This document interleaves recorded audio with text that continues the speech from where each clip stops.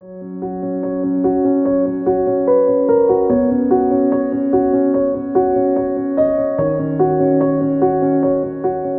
evening, everybody. Thanks for having me now. It's an honor to be sitting in front of all of you and share my beautiful journey with my 16-year-old daughter, Saachi. I start with 2003 when I got married and I moved to Australia. And then in 2006, Saachi was born.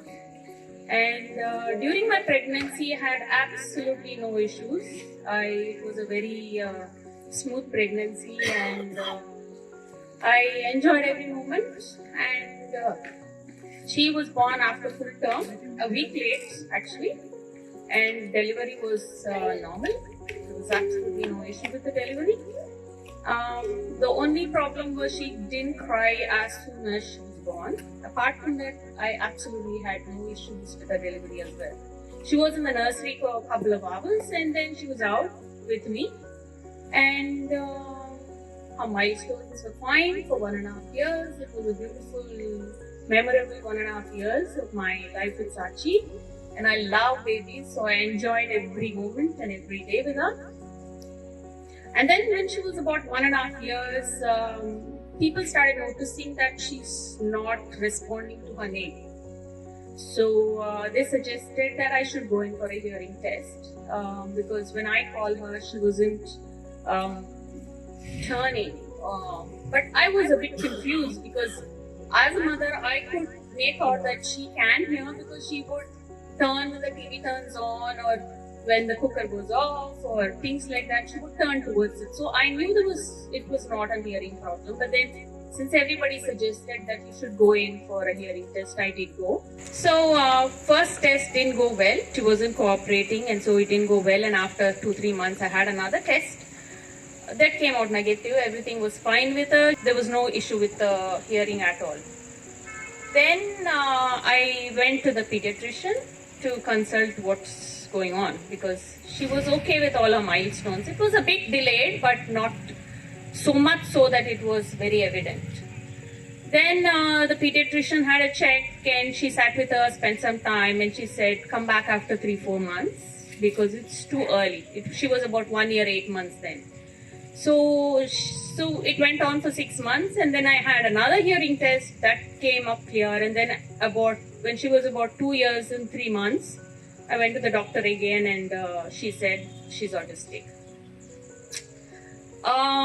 It didn't bother me because I didn't know the term autism. So it was just like any other term for me, and I thought it's some kind of a thing, I'll get over it and she'll be fine. So it didn't shock me. I was very calm. Then I started reading about it and getting to know about it, and it started bothering me a little bit because I realized it's a lifelong condition and it's going to be a lifelong thing which I have to handle with her. So it took about till she was about 3, I didn't do much because I was in a shock. I didn't know where to go because n number of people were giving me n number of suggestions, do this, do that. Nothing, some people said it's nothing, you don't have to worry, everything will be okay. So I did go in for speech therapy and occupational therapy till she was about 3, and then it hit me that, this is not it. Now I have to start taking this serious because I can't just waste time. It's already, she's 3. When I told this to my relatives, my friends, they were very, very supportive. Everybody was very supportive. Nobody said that what's happened, it's not right, go to another doctor or do this or do that. Nobody was trying to disturb what I was trying to do to her. So they were all very, very supportive. And then I started speech therapy and occupational therapy in a serious note. But I also realized that she needs to have some kind of a social interaction because back there in Australia, you will not have many relatives coming over to your house and there's not much interaction happening. Only on the weekend, you just meet some friends for a few hours and that's about it. So I said, no, she needs to go to a daycare. So I put her for about 2 to 3 days a week in daycare. And then in that time, I used to study. I did my diploma in children's services when she was going to daycare. So with all the therapies and everything, then when she was 5, that's when I can put her in a school. So first 2 years she was in a autism specific school, private school, and it was excellent. She was really doing well there because it's all under one roof. So like how AFE is. So she was very, very comfortable going for a drive in the morning. It was very far from home, and government supports a lot. They give you transport. So the car comes and picks her up and she goes to school. She's there from 9 to 3. And what do I do from 9 to 3? Because I am not a person who sits at home. So since I had done my diploma in children's services, I started doing casual work in that hours because I can't be flexible. 3 o'clock bang, she comes home, I have to be there. So I work part-time, and then she's doing very well, and Monday to Friday is chock-a-block. From 9, the whole day goes. So you don't have time to take her out for any therapy, nothing. So, but still on the weekends, I try to fit in all other activities. Like in Australia, that's the advantage. They give you facilities, they give you tickets for shows, especially for autistic children. They book the whole circus show for an autistic child, movie hall for an autistic child, and they also have zoo visits for autistic children, only for them. So the usual public is not allowed at that time. So all those facilities are utilized, and I used to take her for all of those things. So after 2 years of a private school, another special school opened near my school, near my home. That was a special school for general all disabilities. But even that was good enough. You know, they had everything possible under one roof over there as well. So weekends, I still, even though she goes to school, weekends on Saturdays, I used to take her for speech therapy and occupational therapy. Apart from that, I didn't do much. Like, I wasn't a person who wants to experiment with a lot of things. Like, you know, people tell you about stem cells therapy or oxygen this and, you know, that diet and this diet. I was not in for it. I didn't try any of it. Maybe I'm foolish. Some might say, no, you are foolish. You should have tried. She would have been better. But I don't think I want her to be better than what she is today. So I guess I should not regret the decisions I took at that time. I'm very, very happy with my decisions for not going in for all kinds of therapies, putting so much of a pressure on the child. Young, growing age, they're struggling to learn small skills, and then you're putting more pressure on them, trying to do this, running around, taking them from one therapy to another therapy. They really get drained out, and as a mother, you get drained out too. So I didn't want to do any of that. I wanted her to be a pretty much normal childhood with special therapies for her specific needs. Then after she was about 9, she matured. When she was about 9.5 years, she matured very early. That's when it hit me that, you know, life is not going to be the same, because it's going to be difficult for me to manage. By then I had started full-time work, actually, put her in a before and after school care, and I used to go for full-time work. And before and after school care became a problem as she grew older. So I had to look in for other things, what I should do, because I cannot be sitting idle, sitting and worrying about Saachi. Then it would affect her in some way or the other. So first thing is, you have to be occupied, you have to be free to watch her and bring the best in her. So when she was 9.5 and she matured, then I thought, let me take a break. For 6 months, I'm going to come to India. So I decided, and I pulled her out of school. I said, let me go to India for 6 months. Just try to digest this, and then I'll come back. I'll talk to you about from then to now, later. But in these 9.5 years in Australia, I would like to talk about what all strategies I've used for different needs she had. Basically, first thing is they don't have social skills. So for that, as I said, I used to take her out to my friend's house, parties, movies, zoo, and things like that. And communication, what I did was, she was non-verbal. She didn't know how to communicate. As you all know, children who don't have communication, they don't know how to make requests. They just scream, yell, bang their head, lie on the floor. They're trying to tell you something, they want something, or they're feeling something, but you don't know because they can't express. So that's the main thing. They need to speak to you in some form to communicate to you that they want this or they're feeling that way. So one of the workshops I went, they suggested I should try Prologo to Go app, which had pics and she could pick what she wants. Like I had a folder which had breakfast and I had all the things she likes for breakfast, and she would pick what she wants and I would make that for her. Or I would give her a choice of only 2, which I have and I can provide. Because it's very important, if she picks one and you don't give that, she doesn't realize that that is not communication, because I'm not getting what I want. So like that I had for her outings and for her play time, or where do you want to go on a drive, different folders for all of that. So Prologo to Go, that app really helped her with, that was a means of communicating to me what she wants. So after that, I wanted her to start using words, because now she knows she can communicate, but there's also another way of communicating, by speaking. When you speak, then it's communicated to the other person what you want and you get it. So the speech therapist suggested that we use I want framework. So I started using I want. Everywhere I had I want cards. So anytime she pulls me or she says anything, I would hold up the I want card and say, what do you want? Then she started speaking. Till she says a word, I wouldn't give that thing to her. So it took a long time, and you need to be very consistent. If she is stubborn, I am more stubborn than you. If you don't ask, you don't get. So she had to speak it out for me to give that thing to her.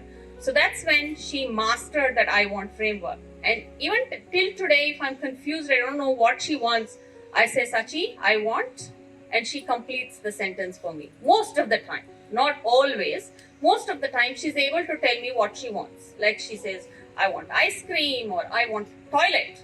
Even that doesn't make sense. I mean, it doesn't word okay, but then sound okay, but then I know what she wants. Basically, that's what you want from your child. You want to know what they want. So she fluently started using I want framework, and I wanted to expand on it, and I asked the therapist, can I go to the next stage? But she said, no, let it be very consistent, because you skip this step and go to the next step, they might go back. So it's better to keep continuing. So I kind of had a break and I couldn't continue with that, and I came here, 9.5 years she was, and then I came here and running around from places to places, finding out what therapy she has. And she's never been in India, she's born in Australia. This crowd, the heat, the noise, everything was overwhelming for her. And I also wanted to talk to you about sensory needs. I addressed social aspect and the communication.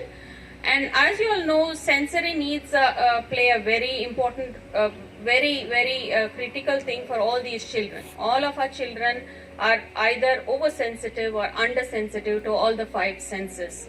That is what needs to be fulfilled. That's when they can calm down and settle down.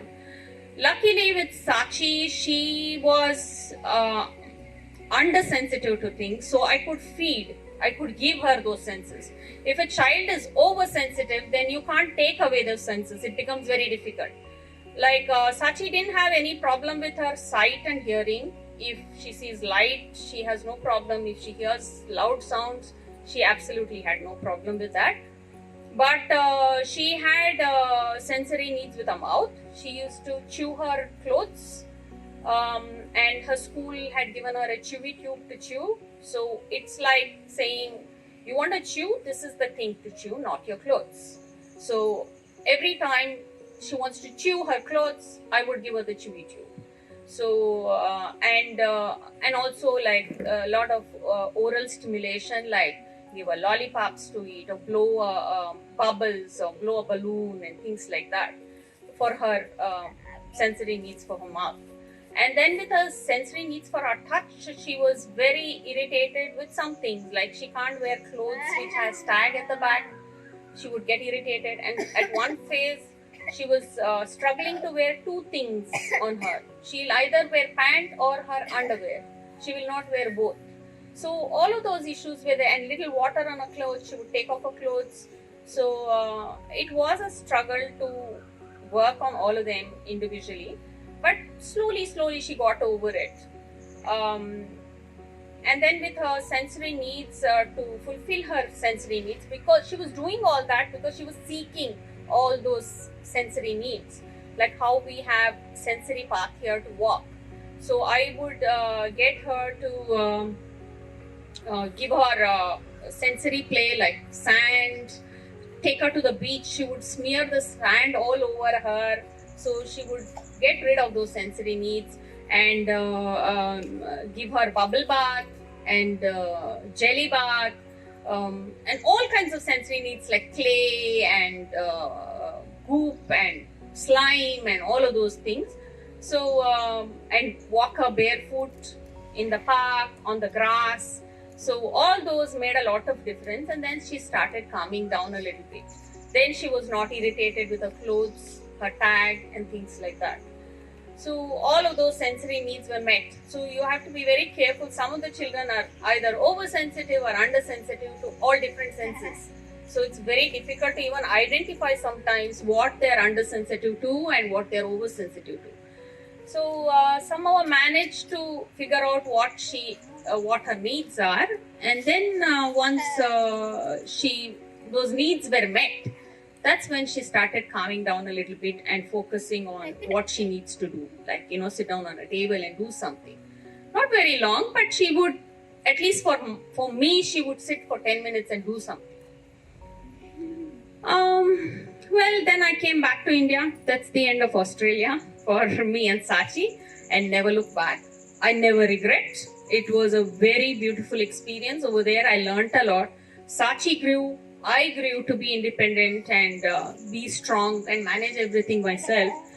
So after I came back here, looking around for her therapies everywhere in Bangalore, you have to travel 1.5 to 2 hours to one place for a 45 minutes therapy, which makes no difference to her. And I am drained out end of the day. You don't know what you're doing, what she's learning, Then I had seen about AFE on the website itself in Australia when I was looking. Then I thought I will come here and have a look, and sir was very happy, and they said you need to come here and have a look. Then I came with my brother and my sister-in-law here. That was 6 years back. And then we had a look and everything, and since I was here for only 6 months, I told sir, can I keep her here for 3 months? Sir said we don't have any program which is for 3 months, which I understand why, because nothing can happen in 3 months, no magic can happen in 3 months. So he said it's all a year program, you have to put her for a year. And then my parents said, look, it's better, it's going to be really difficult because she's growing tall, big, it's difficult for you to manage over there. So you put her here for a year. So I put her here for a year, and then it was really difficult for me because I had so much work, running around, running behind her, I had a job in hand, so busy life, and then I was lost. And here I want to talk about myself a little bit because it's important that you should be fine, then only your child will be fine. So I made use of those 5 years she was here, traveling a little bit, going back, visiting on to my hobbies like sketching. I did lots of sketches, did workshops, did online classes. So I really made use those 5 years to get back to what I had lost in those first 9 years, which I couldn't do anything. So it was a very relaxing time for myself, even though it was very painful to stay away from Saachi. And then within another 2 years of Saachi being in AFE, sir mentioned about AGV. Then my parents said, look, you will not get this opportunity again. So I think you should forget about Australia and just book a cottage here and closer to us. You need moral support, emotional support, which is very important for anybody. And I said, I didn't have to think twice. It was very clear for me that, this is what I want to be. And I'm very happy here, comfortable here. So I booked a cottage, and after it was done, I think I'm the first and only one to move Saachi from AFV to AGV till date, right? So I'm very happy I decided to move her from AFV to AGV, and she's really happy here. Very comfortable, and she feels it's a home, and she's grown a lot in these 5 years of her being in AFV as well. I don't know what she would have been if she was in Australia. A number of people can say a number of things. If she was there, if she was here, she would have done this, she would have done that. I mean, who knows? It could have been worse. So I tried to take everything as in a positive note. And I feel really happy that she's learnt a lot to be independent, and I have learned to live without her, and she has coped to live without me as well. She's so comfortable either here or there. She's very happy. She just makes the best use of things around her, whether she's here or there. So in these 5 years of her life in AFE, she's learnt a lot to be independent, and she's learned skating, swimming, cycling, all of this, which would have been impossible for me to teach her. I started off trying to teach her how to cycle when I was in Australia. It was so difficult because she just leans onto one side and she doesn't pedal the other side. I have to run around, push her leg on the other side, come back this side, push the leg on this side. By the time the child doesn't realize how to pedal. But here there's so much support. There's 2 caregivers on both the sides. I don't know how she learned, but she happily rides the bicycle today. And a lot of the things, like, I could see her grow as a little child to a young lady. She's grown, and I really like to acknowledge Sir and his team for all the support and all the hard work they put in with these children to teach these small things, which is impossible with us actually. Then moving on to AGV, she's very happy at home. She feels it's her home. She takes control of the whole thing. Like, she's learned a lot staying at home too, like doing the dishes, drying clothes, mopping, wiping table, helping me with cooking, chopping vegetables. Even when I'm cooking, if I ask her to get some ingredients, she's happy to fetch it for me. If I say salt, Saachi, give me salt, she can actually give it to me. So she feels really happy to come. And as I said before, transitioning from AFE to AGV is not a problem. Recently, 2 times I had to send her back to AFE for some reason. I had to, in a rush, go somewhere, and I had to call Sir and say, can I send Saachi there? And Sir was very happy to tell me, like, you can just send her. And she happily went there, and I have no issues at all with her going there and coming here at all. And Sir has been very, very kind and very very understanding and supportive to me and Saachi. And Jyoti ma'am and Sir have been like my parents here. With my parents' absence, they are my parents. And as the other day, one of other parent was saying, when Sir puts his hand on your head, it's a different feeling. You feel blessed and you feel safe. and I'm so glad that I'm here. I don't regret one thing in my life, and I wouldn't even expect Saachi to be anything other than what she is today. I wouldn't even expect her to be a neurotypical child, because I'm very happy the way she is. You know, everybody has problems. Even neurotypical children's parents, you ask, they have more problems than us. So I think we should not even think twice or worry about anything having our children with us, because we're really blessed to have a place like this and so much of community support. I don't want to name anybody, because everybody has played a part in my life, and everybody has contributed in my life to grow, and still there's scope to grow. I've had very nice life so far, and I'm looking forward to have more colorful and meaningful life ahead.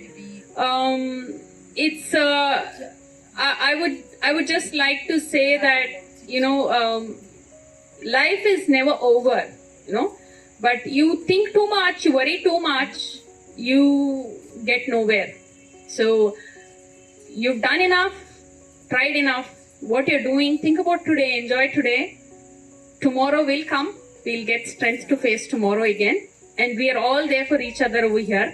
And that's the big thing about community living, and I'm really enjoying every bit of it, and I hope you all are enjoying too. And we should be there for each other for life. And thank you so much, sir and ma'am, for all what you've done for all of us. Thank you. And this is my beautiful daughter, Saachi. Hi, Saachi.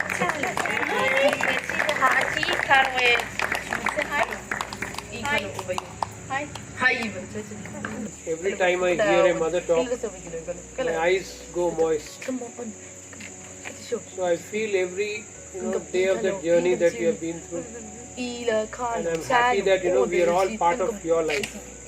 You gave us, you came to us, and we could all join hands together to make Saachi what she is. And I feel very happy. The other day when she had this adventurous accident, so she told me, I said, what are you thinking? AFE is go first. And she's there, So she sent me a message that Saachi missed me. So